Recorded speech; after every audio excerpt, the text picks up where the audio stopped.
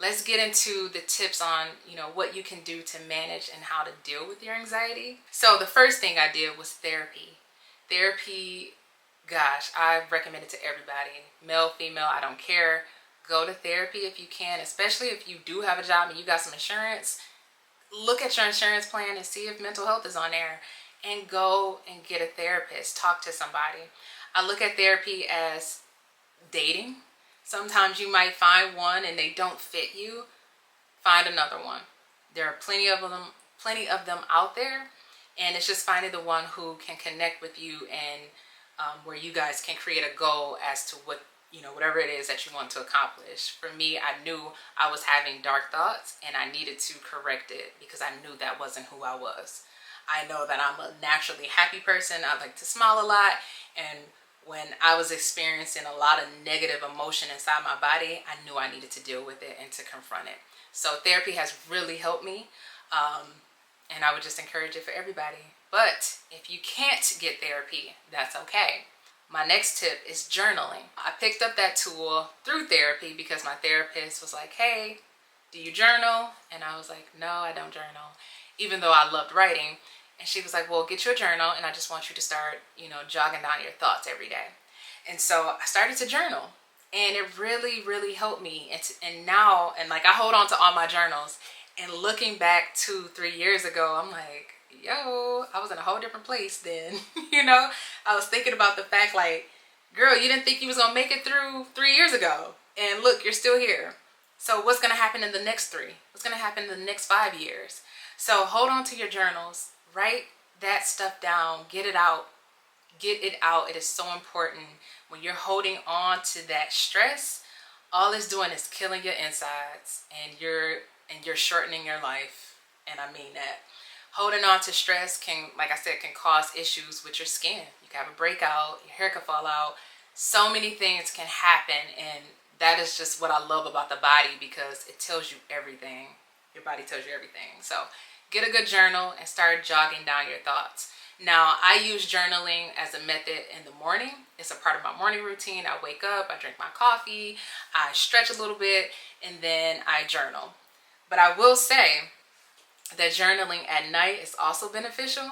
If you do have a lot of mind chatter, a lot of mind noise, journal at night. And I remember one day I was just like, okay, my head is racing a lot. What can I do right now? How can I solve this? And so I just grabbed my journal and I just started writing out things, like stuff I needed to do for the next day. And I just got it out. And y'all, I'm telling you, I went to sleep and I had a really good rest. So again, with anxiety, sometimes it's restlessness, right? You're up at night, your mind won't shut off, you can't go to sleep. Journal, or just write it out. Get it out of your head and put it on paper. My next tip is exercise. Being able to exercise and use the gym as medicine, as my therapy, has been amazing. Anytime that I'm feeling nervous, or again, the excessive thoughts, or I'm worrying a lot, I take it out in the gym. I grab those weights and I get it out, or I get on the Stairmaster, I get on the treadmill, and exercise has really, really helped me. You might be saying, well, I don't have money for a gym membership. You can work out at home. Click on YouTube.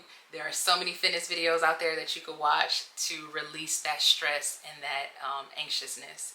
And if you don't want to do it at home, get outside and just go for a walk. 10 minutes, 15 minutes. Give yourself that time, that movement. My next tip is proper diet. I'm not saying, just go eat a bunch of salads and become a pescatarian or a vegan. Just have a proper diet. Remove some of that processed food out your diet. So the chips, the cookies. It's not to say you can't have a cookie, every week or once a week, whatever. But you know how much you're eating. And just being mindful of it and eating in moderation is going to be so important. I'm not going to go all into diet, but just having a proper diet is really important and has also helped with the anxiety for me. My other tip is sunlight and grounding. I love the fact that the sun is now finally out in Michigan. Y'all, I hate snow. To be honest with you, I hate it. I hate the cold weather, but I live here as of now. And so when that sun comes out, I'm like, okay, I gotta get outside. I need to go ride my bike. Let me go for a walk. And that's something me and my daughter do, especially in the summertime. So my camera just died. The temperature got too hot. So I think I was just spitting a lot of fire and my camera was like, yo, it's too hot up in here. I'm gonna shut down. So that's what happened, y'all. So if it looks a little different, it's because I had to stop it, you know, get myself together, get this camera together and come back. So hopefully I come back with the right tip that I left off on. But I think I left off on sunlight and grounding. When it pertains to sunlight and grounding, it is so important to make sure you're getting outside, getting that vitamin D. Y'all know what it is. Get that vitamin D 2 times. Getting some sunlight and then grounding. Now, I learned about the practice of grounding a few years ago from a friend, and he was encouraged me to like go outside and like stand barefoot in the grass. And he was like, it has so many benefits to it. And so I'm like, okay, you know, whatever. So I would do it. And it brought me back to childhood. So my mom used to yell at me a lot because I would run outside with my shoes off, socks off, and just go outside in the grass, you know, barefoot. And she'd be like, come inside, put some shoes on. And so, but there are so many benefits. There are so many benefits to actually grounding and standing outside and allowing the earth, in a sense, to like recharge you. So I also learned that through Reiki. So I believe in God, but I also do other methods. And I had done a Reiki session. I think I got into it last year. And so she would also say like, you know, you're not grounded. You need to stand outside, you know, go plant your feet in the grass and just, you know, do that for a few minutes. So that is a practice now that I utilize. Again, riding my bike, exercising, getting that sunlight, grounding. All of those methods are natural. They're free. You know, you don't have to pay for that. You can work out for free at home or outside. So those are some methods that has helped me to cope with my anxiety. But my last tip is connection.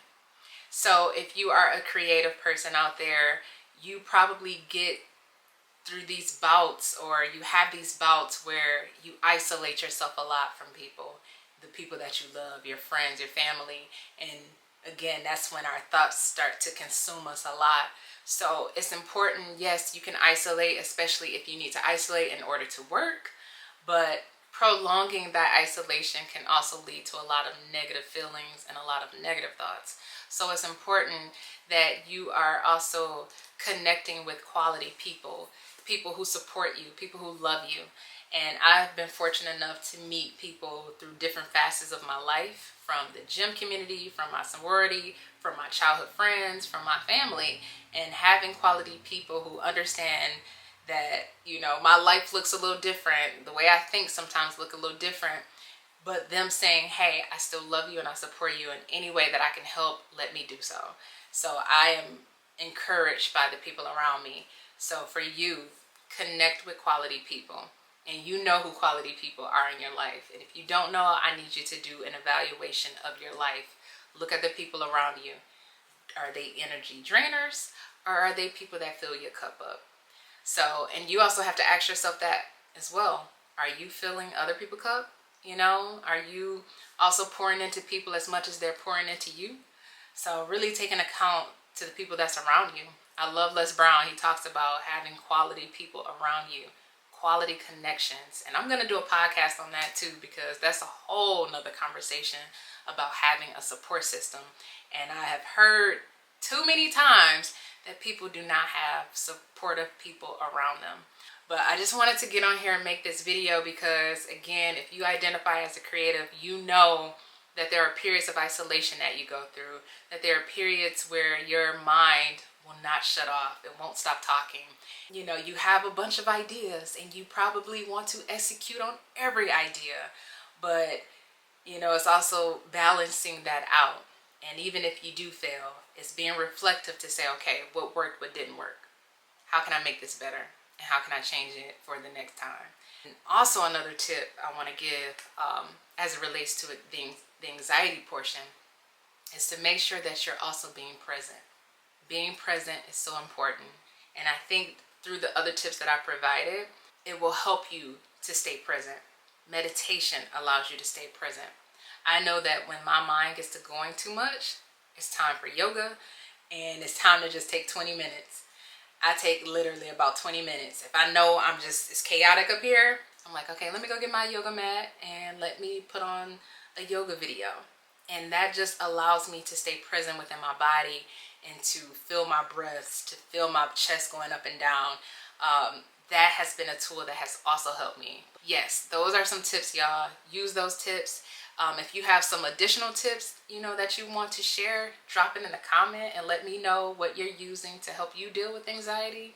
And if you are creative, I want to hear from you, because there's a community and I want to tap into it. I know some people around me, but I'm like, man, I just look at them like, we all act alike and this is not gonna work. Like, somebody gotta change the habits here. We gotta deal with our anxiety a little bit differently. So if you do identify as a creative, or if you have a bunch of anxious thoughts and you have found ways to manage it, to cope with it, to deal with it, drop it in that comment and let us know. So thank you so much for watching. You already know what to do. Make sure you subscribe. Make sure you're listening to the podcast on all those platforms. I think I'm gonna put it here. So make sure you're listening to all of, listen to the podcast on whatever platform you like listening to podcasts to, because we're gonna be everywhere and I'm not stopping. So join the community, join the tribe, join the Stay Dumb community. Make sure you're following on Facebook and Instagram at We Are Stay Dumb. So with all that being said, until next time, remember, say less,